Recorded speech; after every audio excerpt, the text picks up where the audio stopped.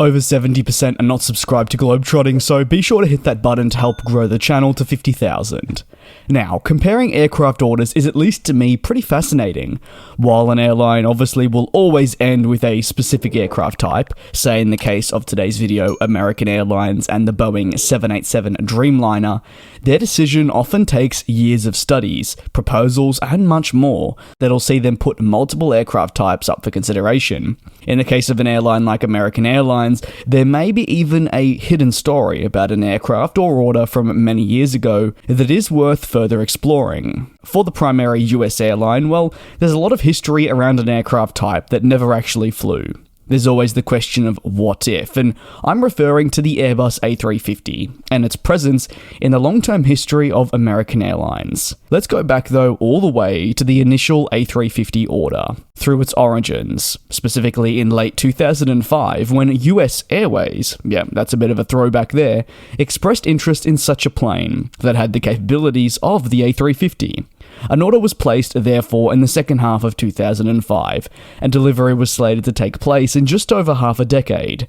As a result, the A350 was set to play a pretty essential role in the foundation at that time of US Airways, with the American West Airlines merger. However, really only a handful of years after their initial firm commitment, a lot had changed, and with the Dreamliner coming through over at competitor Boeing, Airbus wanted to revise its A350 and better compete with that plane.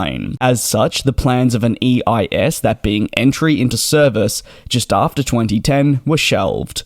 Coming back to customers, therefore, with a refined A350, US Airways committed to 2 more units, bringing the total to 22. However, the more prominent order in terms of variant that they selected was for the A350-800, which nowadays in 2023 is certainly the forgotten variant of the series, as this was the one that, while announced in the initial A350 plan, did not eventuate. It was eventually shelved, and Airbus moved forward with just the 900 and the 1000. Before US Airways came together with American as one operator, there was a specific focus for each respective company in different markets within the United States.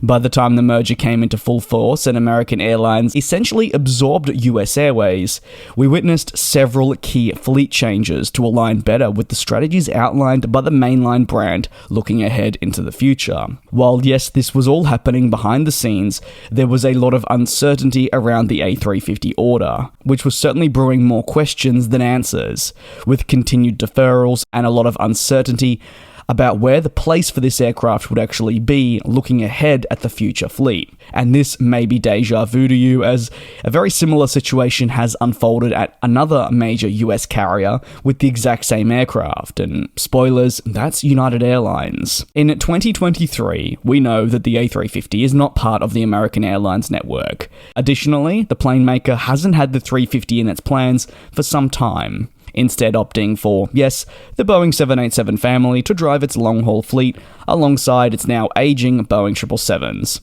But why would a company make such a decision? Well, there are a lot of factors to consider, but sometimes for an operator, it's actually a pretty straightforward decision. For American Airlines, as outlined by various executives at the time of cancellation, there was a clear mission not to add complexity to the fleet portfolio, and rather keep commonality as much as possible. Therefore, adding the Airbus A350 would make their fleet, as you would imagine, more complex, which is the opposite of what they were wanting to do.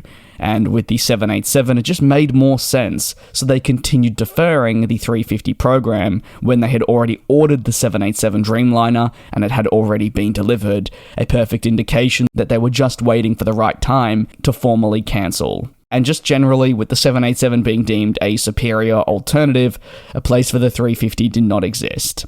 In a statement, when American Airlines announced an order for 47 787 Dreamliners, which was at list price value USD 12 billion, their president said, "This was a difficult decision between the Boeing 787 and the Airbus A350 and A330neo. We thank both manufacturers for their aggressive efforts to earn more American business. Ultimately, our goal to simplify our fleet made the 787 a more compelling choice." Meanwhile, it was also mentioned that reducing the fleet types and sticking with the 787, which at that point was already operational, meant there would be less friction within the operation. Again, with the mentioning of aircraft swaps if needed. alongside also reducing inventory needs and being able to create a more consistent environment and product for customers and team members that were choosing to fly with AA.